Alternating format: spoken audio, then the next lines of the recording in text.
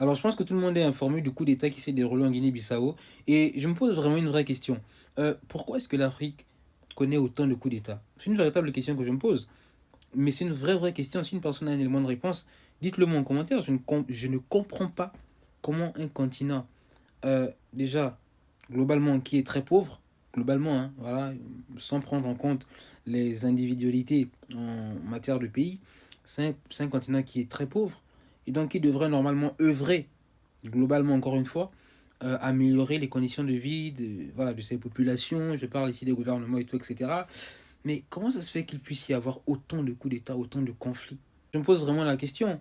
Parce que l'histoire de l'Afrique, alors l'histoire, c'est trop dit, mais l'histoire récente en tout cas de l'Afrique, euh, en fait, est jonchée de ce genre d'histoire-là, est jonchée de coups d'État au final. Après, c'est vrai que s'il faille qu'on puisse remonter à beaucoup plus longtemps, hein, l'histoire européenne également est, voilà, est beaucoup marquée par des coups d'État. Alors, pas coups d'État au sens qu'on l'entend aujourd'hui, avec des institutions bien établies, voilà, mais il y avait des renforcements, il y avait des guerres qui faisaient que. Mais aujourd'hui, normalement, les choses devraient mieux se passer. Hein. Voilà. Et on promet tellement de choses à l'Afrique. On dit que l'Afrique, c'est le continent de l'avenir. Le continent sur lequel il faut se positionner pour les prochaines années. De toute façon, moi, je pense que ce sont des discours qui sont simplement là pour caresser dans le sens du poil.